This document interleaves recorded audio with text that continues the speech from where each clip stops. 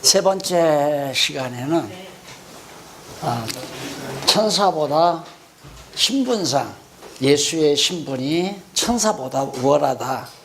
그 증거가 뭐냐? 그 우월한 결과는 뭐고? 증거와 결과. 오늘 세 번째 시간에 정리하면 될 겁니다. 이 문제를 이 시간 정리한다고 생각하고 하시면 됩니다. 천사보다도 우월한 예수 가운데 그 증거를 73페이지에 보면 나오죠. 그 증거가 도대체 무엇인가? 거기 보면 이제 그 1절로 3절에 보면 그리스도 시대와 그 실체 및 사역과 좌소에 대해서 밝혀줍니다. 옛적의 선지자들로 여러 부분과 여러 모양으로 우리 조상들에게 말씀하신 하나님이 이 모든 날 마지막에 아들로 우리에게 말씀하셨으니 이 아들을 만유의 후사로 세우시고 또 저로 말미암아 모든 세계를 지으셨느니라. 이는 하나님의 영광의 광채시요 그 본체의 형상이시라. 그의 능력의 말씀으로 만물을 붙드시며 죄를 정결케 하는 일을 하시고 높은 곳에 계신 위엄의 별에 앉으셨느니라. 그리스도의 신분에 대해서 그리스도의 신분과 또한 그 속성이라든가 임무라든가 용도라든가 효능이라든가 이런 문제에 대해서 아주 잘 밝혀주고 있습니다. 그러니까 히브리서 기자가 예수의 신분이 어떤 분이신가를 그 1절로 3절에서 아주 잘 말해 주었잖아요. 옛적에는 선지자들을 통해서 여러 부분과 여러 모양으로 우리에게 조상들에게 말씀하신 하나님. 구약 시대에는 그냥 역사적 사실이라든가 어떤 사건이라든가 어떤 성도들의 찬양이라든가 선지자들의 예언이라든가 이런 여러 모양으로 하나님께서 말씀하셨지만은 이 모든 날 마지막 예수 그리스도 시대에 와서는 그리스도로 우리에게 말씀하셨다. 그러니까 하나님의 뜻이 말씀이라는 건 하나님의 뜻이 담긴 거라니 하나님의 경륜 내용이 완전히 응축된 것이 말씀인데 예수 그리스도로 우리에게 말씀하셨다. 그러니까 하나님의 말씀할 때 이 말씀이라는 것이 언어가 아니고 소리, 언어가 아니고 뜻의 전달이거든요. 그런데 하나님께서는 이 마지막 날 예수님 오신 이후에는 예수님 때에는 예수님 자신을 통해서 말씀했다. 근데 그분이 어떤 분이냐면 그분을 통해서 만유의 후사로 세우셨고 마지막에 아들로 말씀하셨으며 만유의 후사가 되시고 또 저로 말미암아 모든 세계를 지으셨느니라. 그러니까 말씀으로 천지만물을 창조했다라고 하는 말을 보통 어떻게 생각하면 하나님께서 말씀으로 무타 드러나라, 빛이 비춰라 이렇게 소리를 내서 천지만물을 지었다고 생각하는 거예요. 근데 그게 아니고 말씀, 예수 그리스도를 통해서 창조했다. 그리스도가 없이는 천지만물이 창조가 되는 게 아니죠. 그렇게 엄청난 분이 예수 그리스도라는 얘기입니다. 그런데 바울은 그걸 뭐라고 얘기냐면 빛이 있으라 했을 때 빛이 어두운 가운데 비쳤으나 어둠이 깨닫지 못했다. 근데 처음 하나님께서 창조할 때 천지를 창조해 놓으시고 빛이 비추라, 빛이 있으라. 그게 바로 누구냐면 예수 그리스도, 영원한 빛 되신 그리스도가 빛을 비추어서 천지 만물을 다 창조하기 시작했다 이 말이에요. 그러니까 하나님의 말씀이신 그리스도를 통해서 천지 만물이 다 지어졌고 이는 하나님의 영광의 광채, 영광의 위치시고 광채시고 그 본체의 형상이시며 하나님의 본체의 형상이시며 그의 능력의 말씀으로 만물을 붙드시며 그러니까 온 우주 만물이 지구가 달이 태양이 지금 공중에 매달려 있는 이 모든 것 딱 붙들고 계시기 때문에 그렇다 이 말입니다. 그래서 목사님들 생명이란 무엇인가 읽어보셨겠지만 생명의 본체이신 하나님이 모든 만물을 전부 다 조종한다고 하는 게 이제 생명이란 무엇인가에 나오잖아요. 하나님이 다 붙드는 거예요. 지구도 붙들고 계시고, 태양도 붙들고 계시고, 달도 붙들고 계시고, 토성도, 또한 태양계도 어느 것 하나 하나님이 붙들고 계시지 않은 거 없죠. 누구를 통해서? 예수 그리스도를 통하여. 그렇게 엄청난 분이시다, 예수가 말이죠. 그런 엄청난 분이시다. 오늘 아침 신문에 보니까 무슨 얘기냐면, 우주 모든 만물은 그냥 핵, 모든 원자, 작은 원자, 더 이상 나눌 수 없는 아원자죠. 원자들의 그냥 그것들이 뭉쳐 있는 것이다. 우주 모든 건. 그걸 왜 그렇게 있느냐라고 묻지 말아라. 그냥 그렇게 있다. 아무런 의미 없이 이렇게 나온 거예요. 아침 신문에 현재 물리학의 현주소입니다. 그래서 제가 막 들으셨겠지만 공부하시면서 제가 성경을 좀 깨닫고 나니까 물리학을 좀 하고 싶더라고요. 그래서 내 나이가 한 40대만 돼도 물리학을 한번 전공하고 싶어요. 왜? 해답을 나는 얻을 것 같아요. 그냥. 그래서 전문적인 물리학 용어만 알면 성경을 통해서 물리학의 해답을 딱 내가 정리하겠는데, 용어를 내가 모르잖아요. 물리학을 전공 안 했으니까. 그러나 결론은 내가 안 것이 생명이란 무엇인가에 달려있습니다. 생명이란. 그리고 이 성경에 생명의 근원 되신 하나님이 달은 달대로, 별은 별대로, 지구는 지구대로, 태양계는 태양계대로, 은하계는 은하계대로 전부 다 하나님의 일일이 붙들고, 마치 드론을 이 컴퓨터가 다 조작을 해서 제 위치에 있도록 해서, 지난번 난 그거 정말 아주 비유가 참 좋다고 생각을 해요. 오륜마크를 왜 평창올림픽 때 만들잖아요. 그게 막 그 드론들이 떠다니다가 컴퓨터에서 조작을 딱 하니까 그냥 제자리로 딱 들어가서 오륜마크를 이룬 거거든요. 아니, 사람도 전기의 힘으로 그 장난을 하는데, 생명의 근원 되신 생명의 기운으로, 전기가 아니에요. 생명의 기운으로 우주 만물을 이거 붙들고 안 계시면, 생각해 보세요. 지구하고 별 하나하고만 막 충돌해 버려도 벌써 박살나요. 지구 이건 그저 지구의 한 10분의 1짜리 천체하고 만약에 부딪혔다. 그러면 그대로 그냥 지구 찌그러져 가지고 속에서 용암 터져 올라와 가지고 다 불바다 돼버리고 말아요. 이게 지금 우리 우주 아닙니까? 그러니 나는 참 하루하루가 기적 속에 사는 거죠. 지난밤에도 하나님께서 이 지구를 붙들고 계셨구나.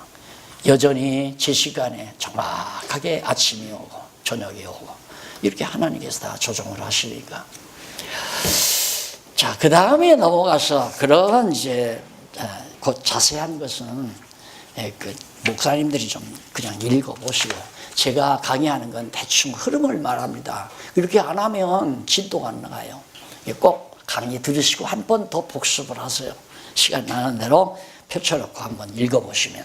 그 다음 1장 4절로 5절에 보면 아들이라는 이름이 탁월한 이유가 뭔가, 그리고 그 근거에 대해서 말합니다.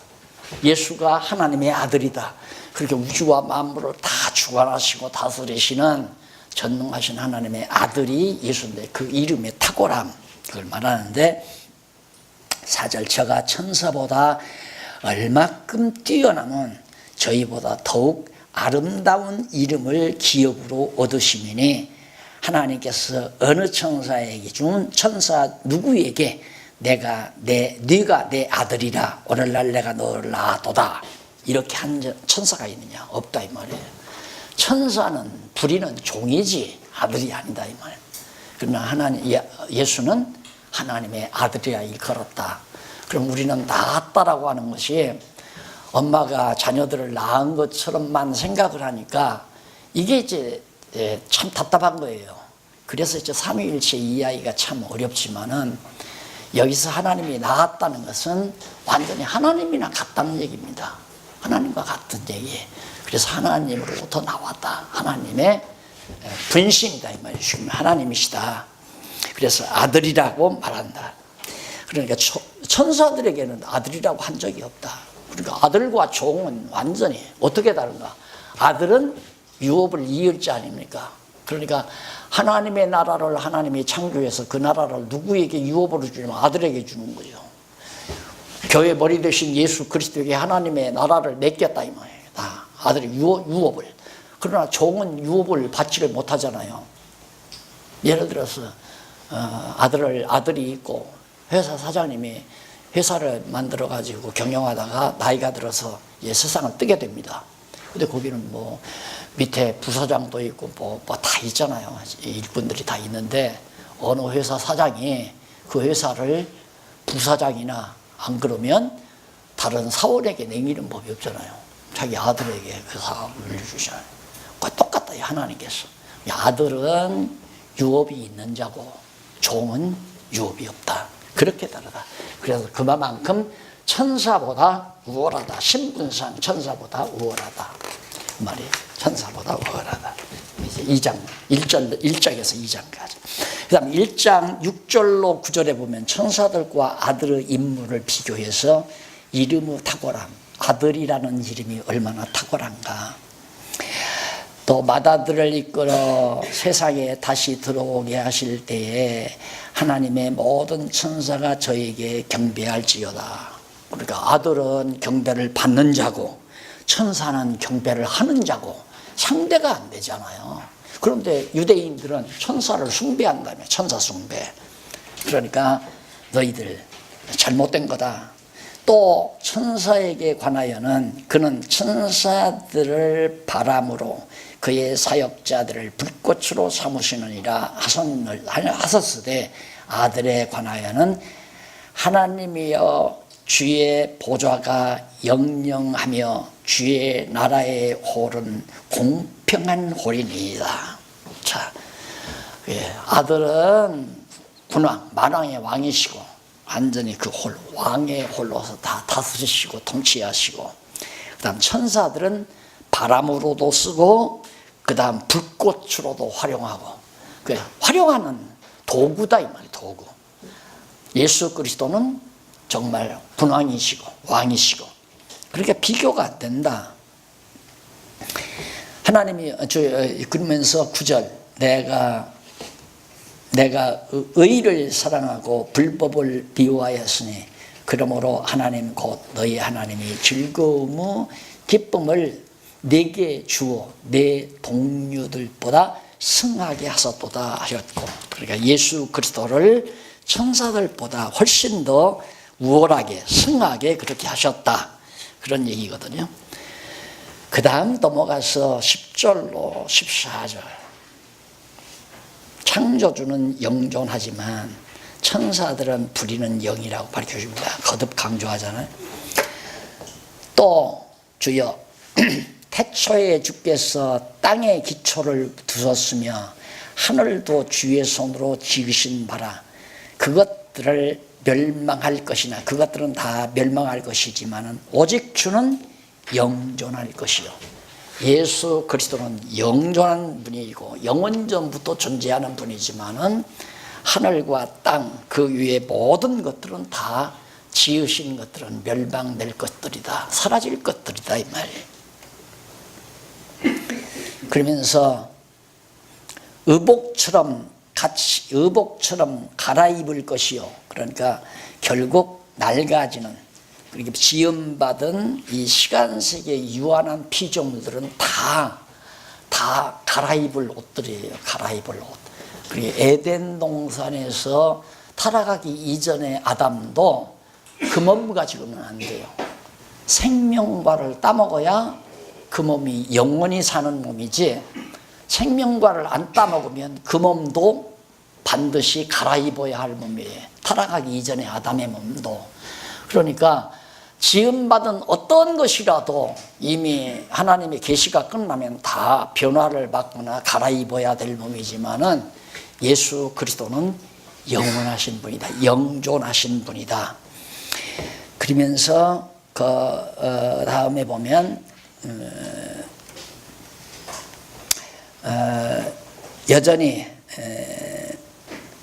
연대가 다 계시 연대가 끝났기 때문에 갈아입어야 된다. 어느 때 13절 어느 때 천사 중 누구에게 내가 네 원수로 네 발등상 되게 하기까지 너는 내 우편에 앉았으라 그렇게 한 줄이 없다. 천사에게 너는 원수들이 다 네 발등상 앞에 와서 절하게 만들 거다. 천사들한테 그거 약속한 일이 없다. 그러나 예수님은 하나님께서 그거 다 약속했다. 네 원수들 십자가에 너를 못 박아 죽인 자들도 에덴 동산에서 쳐다담을 꼬였던 원수들 그런 세력들을 다 예수님의 발등상 앞에 설복시키게 하겠다.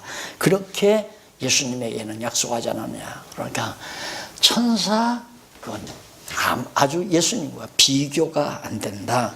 그런 뜻이거든요. 그러면서 14절 모든 천사들은 부리는 영으로서 구원 얻을 후사들을 위하여 섬기라고 보내심이 아니뇨. 천사들은 우리만 또 못해요. 우리만 또. 그러니까 우리의 수행원으로 하나님의 자녀들의 왜 우리는 하나님의 아들이지만 천사는 우리들을 수행하는 수행원이란 말입니다.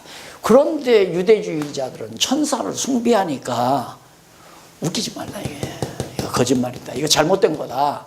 이걸 배격해야 경계해야 된다. 유대주의 선생들, 유대 선생들을 절대 경계해서 그들을 가르침 받지 말라. 이것이 바로 우리 교회가 투쟁해야 될 첫 번째 대적이다. 경계해야 될 대적. 천사보다도 예수가 우월하다. 그 다음에 넘어가서 이제 두 번째가 결과죠. 증거가 분명하죠. 천사보다도 예수가 우월한 그 증거가 확실하잖아요. 그 다음에는 그렇게 우월하기 때문에 어떤 결과가 맺어지는가. 결과에 대해서 2장에서 밝혀요. 첫째 2장을 보면 2장 1절로 4절에 들은 구원에 대해 조심할 것과 그 증거들에 관해서 밝혀줍니다. 그러니까 이미 올바로 바울이나 사도들을 통해서 들은 구원에 대한 진리, 복음 진리죠. 이 들은 구원에 대해서 조심해라. 변치 않게, 그거 또 잊어버리지 않게 조심할 것과 그 증인들, 그 증언들에 관해서 밝혀줍니다. 그 복음의 증언들에 대해서. 그러므로 들은 것을 우리가 더욱 간절히 삼갈지니 혹 흘러 떠내려갈까 염려하노라. 확실하게 들었는데 그게 이런 거짓 선생님들, 유대주의자들의 거짓 가르침에 그만 빨려 들어가서 다 잊어버리고 흘러 내려가 버리고 잘못된 진리가 자리 잡도록 하지 말아라. 이거 거짓말이니까, 거짓된 진리니까. 그러면서 천사들로 하신 말씀이 견고하게 되어 모든 범죄함과 순종치 아니함이 공변된 보응을 받았거든 우리가 이같이 큰 구원을 등한히 여기면 어찌 피하리요.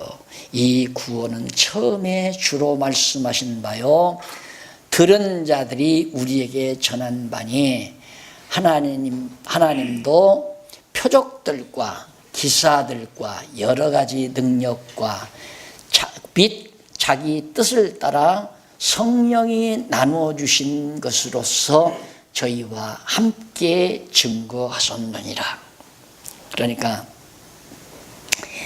이같이 큰 구원, 정말 이 구원의 복음, 예수가 그리스도라는 이 놀라운 구원의 복음, 천사와 비교할 수 없는 이 놀라운 하나님의 아들이라는 복음에 대해서 이걸 등한히 여긴다면 어찌 하나님의 진노를 피하겠느냐. 이 구원은 처음부터 어떻게 주로 말씀하신 바요. 예수 그리스도로 이 구원에 대해서 예수가 그리스도란 사복음서를 말하죠. 마태, 마가, 누가, 요한. 그리스도가 직접 그렇게 말씀하지 않았느냐. 예수로 말씀하신 바고 자들이 우리에게 확증한 바니 우리에게 너무 분명하게 예수 그리스도에 대해서 확증한 바니 하나님도 어떻게 표적, 예수 그리스도를 통해서 또 성령을 통해서 표적이 나타나고 기사들도 나타나고 여러 가지 능력과 및 자기 뜻을 따라 누가? 성령을 나누어 주신 것으로서, 사도행전에 나타난 거죠. 성령에 나누어 주신 것으로서 저희와 함께 증거하셨느니라. 그러니까 예수님 자신이 증거하시고 성령이 증거한 거니까 유대주의자들의 가르침을 따르지 말라, 그 말이에요. 경계해라. 결과는 그런 결과가 나온다. 절대 유대주의에 빠지지 않는다. 증거가 너무 분명하니까, 확실하니까. 그래서 그 결과를 말해주고 있습니다. 그 다음 두 번째 결과는 넘어가서 2장 5절로 9절에 보면 세상이 복종할 아들이 잠깐 낮아진 사연에 대해서 밝혀줍니다.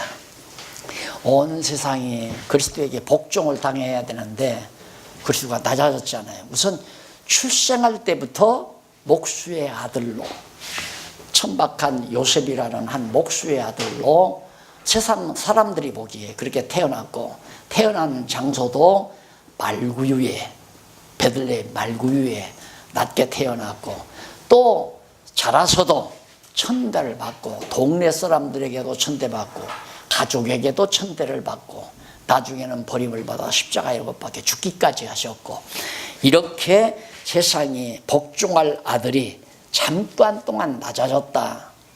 그게 마가복음에 나타났죠. 잠깐 동안 낮아졌으나 그 사연에 대해서 왜 그렇게 낮아졌는가? 하나님이 우리에게 말한 바 장차 오는 세상을 천사들에게 복종케 하심이 아니라 오직 누가 어디 증거하여 가로되 사람이 무엇이고한데 주께서 저를 생각하시며 인자가 무엇이고한데 주께서 저를 번고하시나이까 저를 잠깐 동안 천사보다 못하게 하시며 영광과 존귀로 관씌우시며 만물을 그 발 아래 복종케 하셨느니라. 예수님 높이셨다 이 말이에요. 잠깐 동안 낮아지게 하셨다가 예수님 높이. 천사에게 누가 하나님이 그렇게 약속했더냐? 어떤 천사도 그렇게 약속 안 했다. 잠시 예수님이 낮아질 때에, 그때는 천사만 못한 것 같았지만은 실상은 하나님께서 높이셔가지고 천사와는 비교할 수 없는 결과를 가져오지 않았느냐.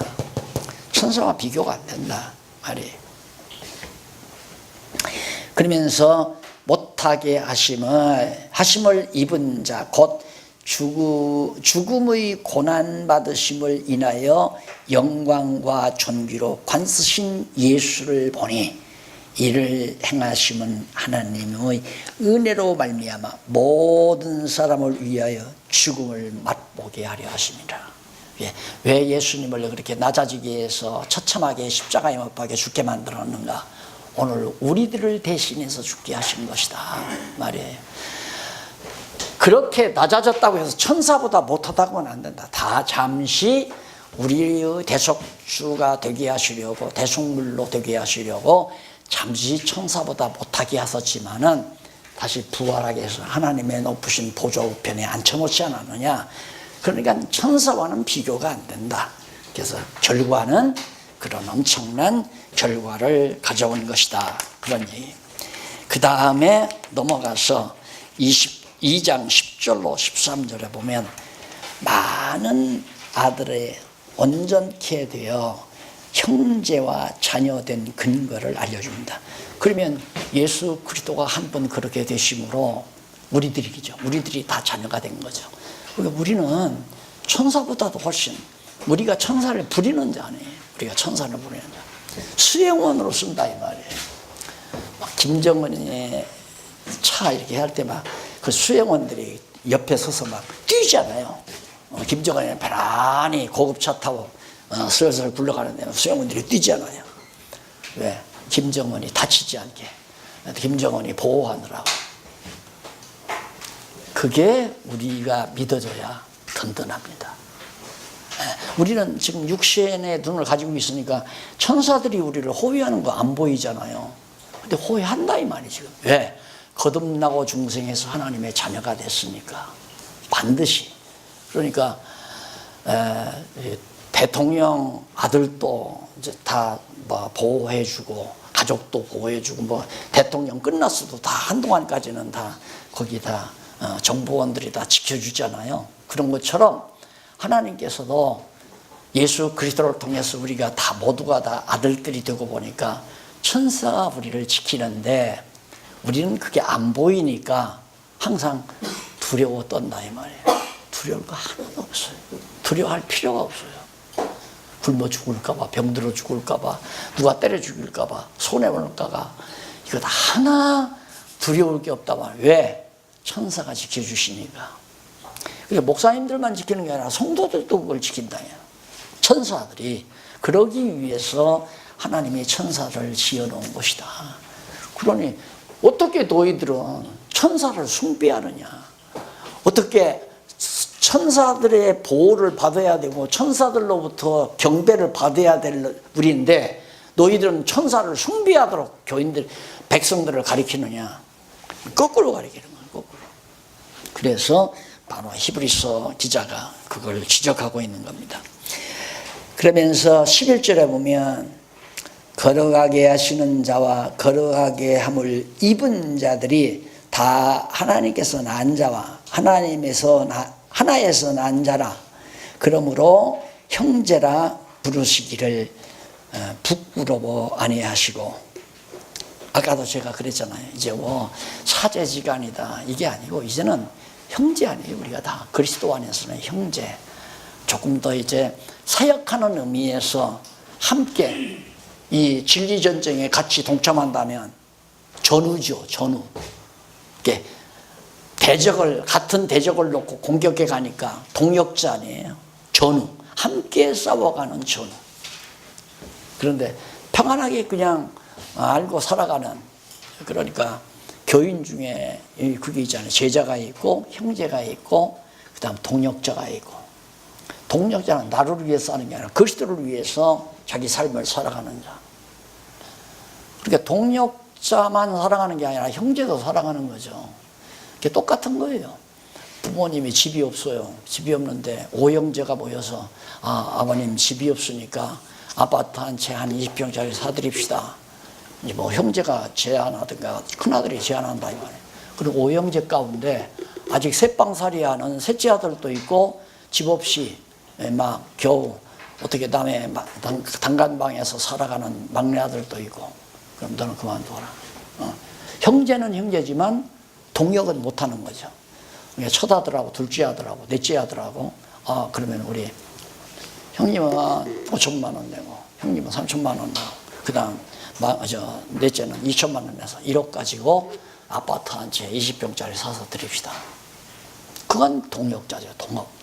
함께 힘을 모으는 자. 그러니까 목사님들은 동역자가 많을수록 좋죠. 교회 안에 동역자가 많다면 그만큼 목사님들이 일하기가 쉽잖아요. 근데 일에 욕심 품으면 항상 그냥 안타까워요. 그러니까 욕심, 하나님의 일은 하나님이 시키니까 욕심대로 되는 거 아니니까 시키는 일만 하면 돼요. 그래도 그 말을 되는 일만 하면 된다. 그 말 되는 일만 하면. 근데 사실 저는 현직에 있을 때보다도 더 일이 많아요. 현직에 내가 은퇴하기 이전보다도 일이 훨씬 많아져 버렸어요. 그러니까 그걸 내가 만든 게 아니라 안 할 수가 없이 일이 자꾸 이렇게 만들어지니까 일을 할 수가, 하는 일은, 되는 일은 해야 되니까 소신이 하나님이 시키는 일은 해야 한다 이 말이에요. 안 시키는 안 하면 되고, 시키고 안 시키는 것이 하나님의 손에 달려있지 내 손에 달린 거 아니잖아요. 하나님이 쓸모 있으면 시킬 거고 쓸모 없으면 안 시킬 거고. 그래서 난 목사님들은 안 믿을지 모르지만 나는 그게 자꾸 믿어져요. 이렇게 목사님들 어쨌든 참 함께 지금 3년째 거듭 진리 안에서 시간을 같이 보내는데 난 그게 보이거든요. 하나님이 쓰실 계획이 있으시구나. 나도 은퇴하고 나서 더 많이 쓰더라니까요. 이게 목사님들 아직 멀었어요. 50대? 이제 출발한다고 생각하면 돼요. 이제 출발한다. 60대 마찬가지예요. 내가 지금 80대 아니에요. 그래도 일을 하나님이 시키더라 이 말이에요. 모세도 결국 막 80세에서부터 썼잖아요. 그리고는 120살까지 40년 썼잖아요. 그러니까 하나님이 이렇게 자꾸 무장시킬 때는 전쟁터로 보내기 위해서 무장을 시키지, 전쟁터로 안 보내는데 뭐로 무장시키겠어요? 그래서 바로 여기 하나님께서 절대 아들에게 형제, 우리들은 다 예수 그리스도의 형제이지만은 천사들은 우리를 돌보는 수종자들이다, 이 얘기거든요. 자, 아들이라는 명칭이 얼마나 좋습니까? 하나님의 아들. 대단. 목사라는 명칭하고 바꿔요. 장로, 권사, 그 명칭하고 못 바꿔요. 나 하나님의 아들이다. 하나님의 아들이면 하나님이 지킬 거 아닙니까? 그럼 어떻게? 하나님이 천사들을 보내. 야, 임마. 절대 깡패들이 와서 못 때리도록 잘 지켜나가라, 임마. 그런데 아들이 학교 갔다 와가지고 얼굴이 빨개가지고 왔어요. 너 왜 그래? 친구놈이 날 때렸어요. 볼퉁이가 손자국이 빨개가지고 왔다. 그러면 아버지가 누구를 혼내겠어요? 야, 임마, 너 뭐 했어? 얘 뺨 맞을 때 너는 어디 가서 뭐 했어? 화장실 잠깐 갔다 오니까 막 왔잖아. 야, 임마, 그러면 화장실 갔으면 그래도 보호를 해놓고 어떻게 가야지 그냥 가면 되느냐고. 혼낼 거 아닙니까? 우리가 그런 입장이라 이 말이야. 하나님이 철저히 우리를 지키고 보호한다. 이게 그냥 말로만이 아니라 그냥 믿어져야 한다니까요. 믿어져야 한다. 그냥 믿어줘야 돼요. 근데 믿어진다는 말은 성경 말씀이 믿어져야 되고 하나님 살아계신다는 게 믿어져야 믿어질 거 아니에요. 성도들이 이렇게 다 믿어진다면 얼마나 좋겠습니까? 얼마나. 조금만 어떻게 그냥 목사님이 등한히 하면 그냥 삐죽빼죽 그냥 틀어지고, 목사님 신방 오나 보자 안 오나 보자 해가지고 일부러 교회 안 나오는 거야. 목사님이 진짜 딱 관심 있는가 없는가. 나는 어른들은 그런다고 하지만 아이들까지 그런 줄은 몰랐거든요. 내가 유치부 졸업식 날 졸업장을 주면서 선물하고 졸업장 꽃다발하고 남겨주면서 아이들이 가벼우니까 일일이 보듬고 이제 이렇게 애들을 보듬고 선물을 안겨주고 그랬어요. 한 놈이 있다가 나를 멀끔히 이제 한 17살 먹은 학교 가기 전이니까 나를 빡 쳐다보면, 목사님 저한테 관심 있으세요?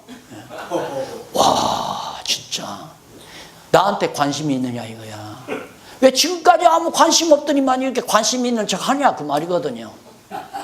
왜 그러냐면 그놈 어렸을 때 잔디밭 있잖아요. 많이 놀아줬거든요. 공도 차주고.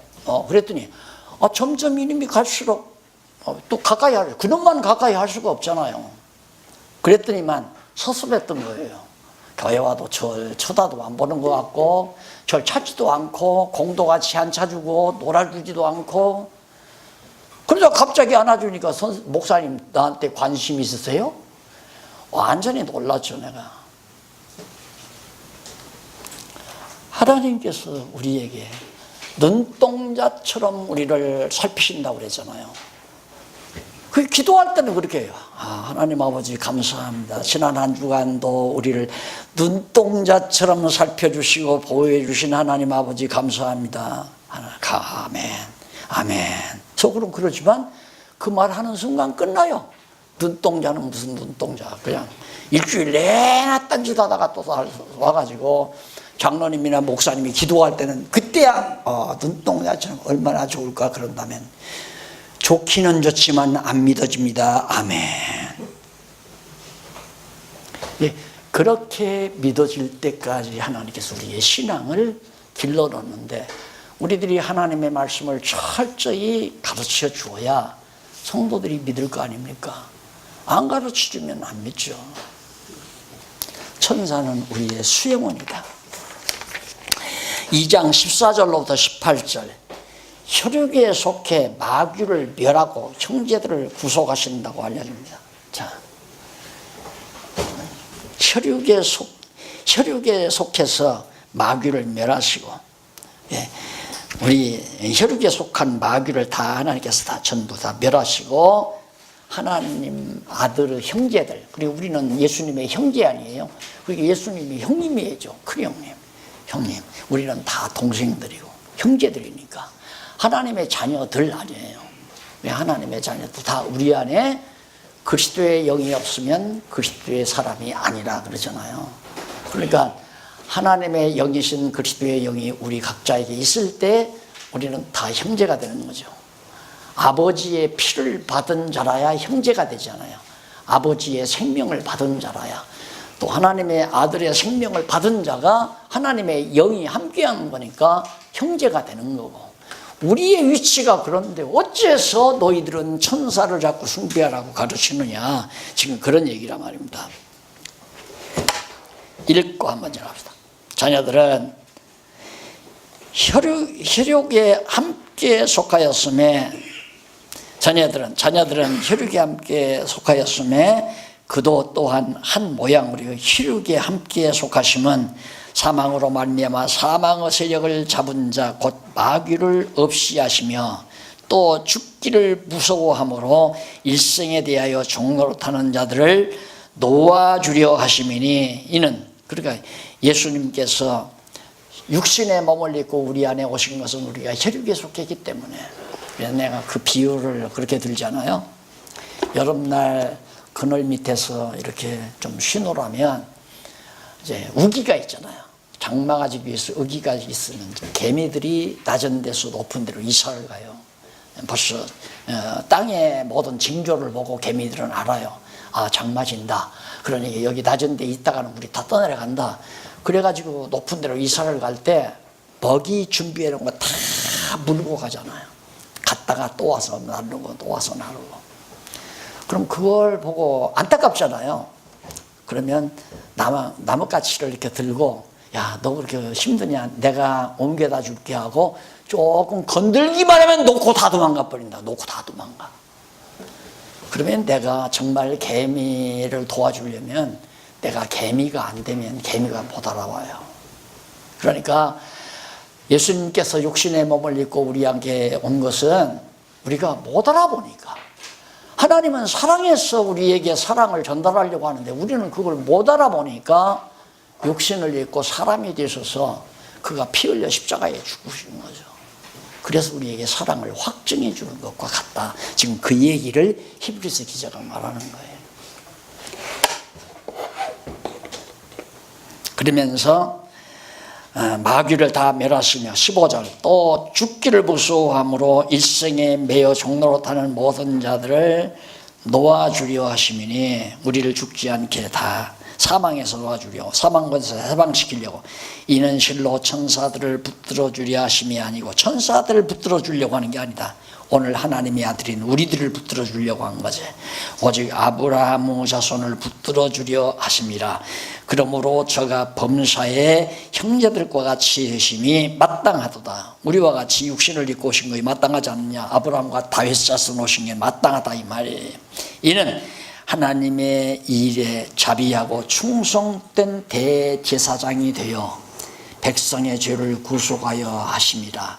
자기가 시험을 받아 고난을 당하셨은즉 시험 받는 자들을 능히 예수님께서 도우시는 것이다. 그러니까 예수님이 잠시 낮아져서 그렇게 인간으로 되신 이유는 우리를 구속하기 위해서 그런 것이다 라고 천사보다도 우월하신 결과를 잘 말해주잖아요. 그러니까 유대주의자들이 천사를 우월하게 생각하는 천사 숭배자들의 이론은 왜 그러냐면 아브라함에게도 천사가 나타났고 야곱에게도 천사가 나타나고 천사가 나타나요. 베들레헴에서도 나타나고 아브라함에게도 소돔 성방할 때 아브라함이 천사가 나타나고 그래서 이제 유대인들은 막 천사를 굉장히 하나님처럼 섬기는 거거든요. 아니다. 천사는 우리의 수종꾼이다. 그러니까 너희들이 천사 숭배하는 건 잘못된 것이다. 예수를 믿어야지. 하나님의 아들인 예수를 숭배해야지 왜 천사를 숭배하느냐. 신분상 예수가 우월하다. 천사보다도. 그 증거가 이것이고 결과는 이렇다 하고 딱 말해줘요. 1장과 2장 내용이란 말이에요. 자, 그러면 두 번째로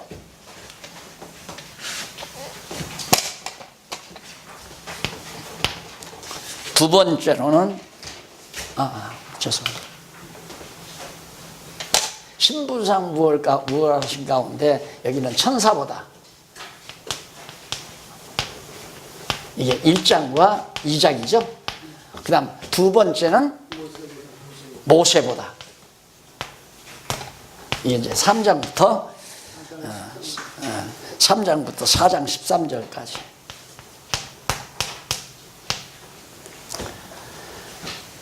유대인들로서는 모세를 무월하게 안 볼 수가 없죠. 모세가 아니었으면 애굽 땅 종되었던 집에서 나올 수가 없다고 생각하는 거죠.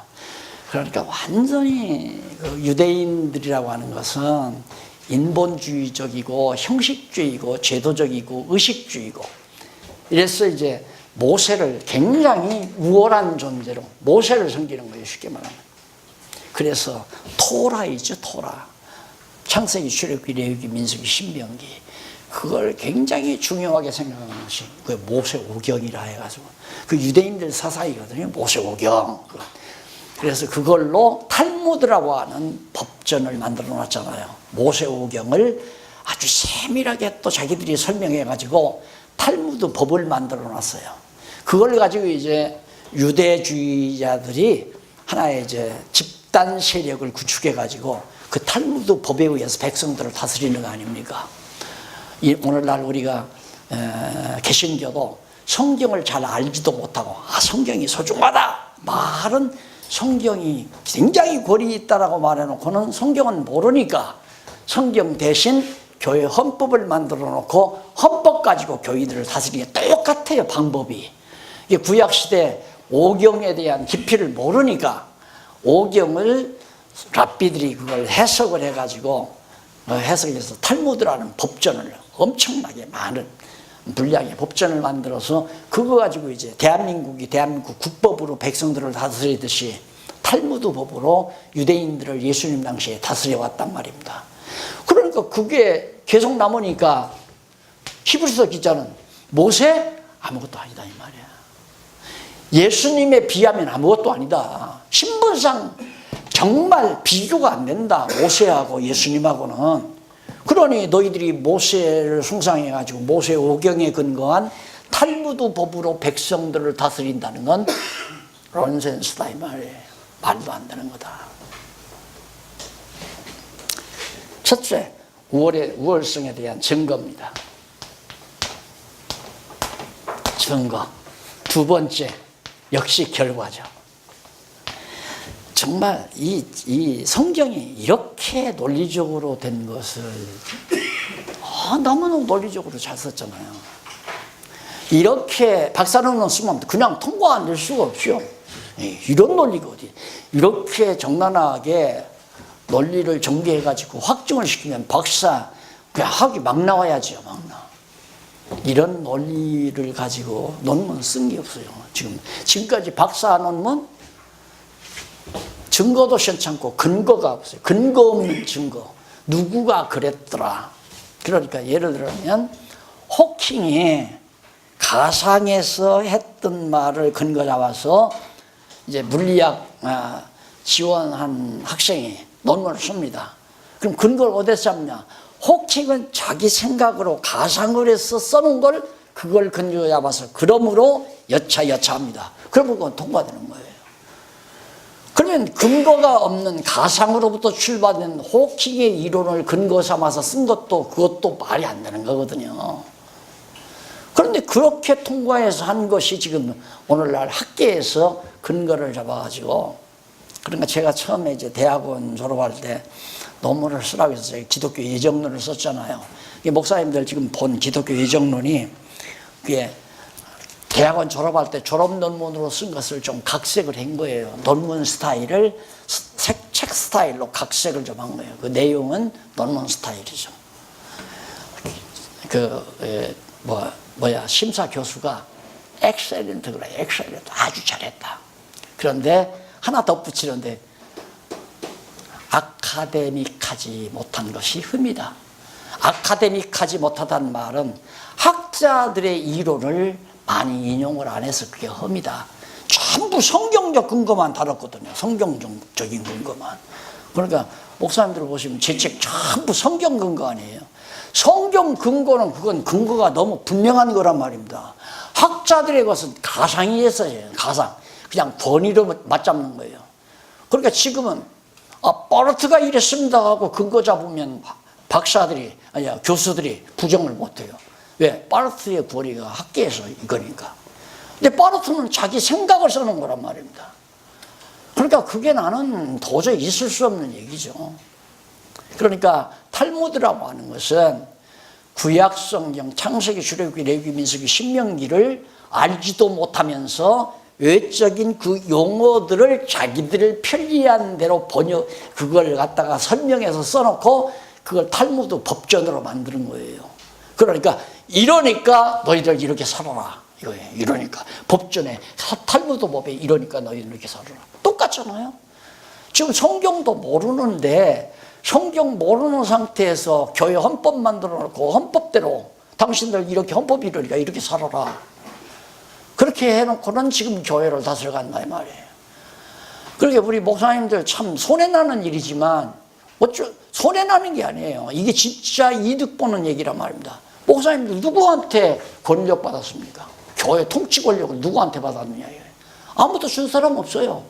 누가 줬느냐면 헌법이 준 거예요. 헌법이. 목사는 행정권이 있다.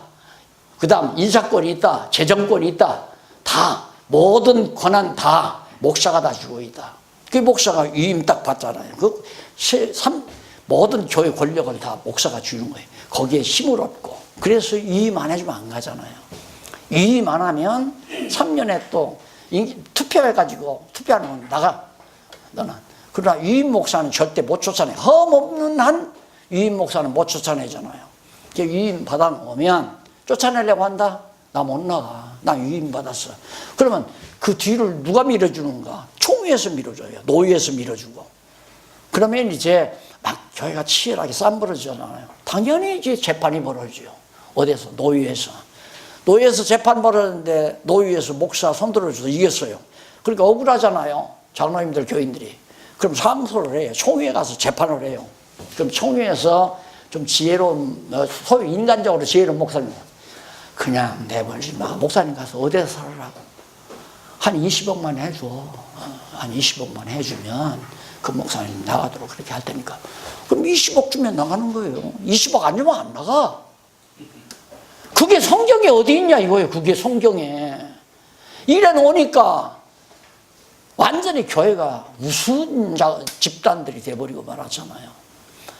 아유, 나 또 올라가네. 아니, 난 목사님들한테 하는 게 아니에요. 우리 정말 여기까지 왔으니까 진지해지자고요. 안 그래요?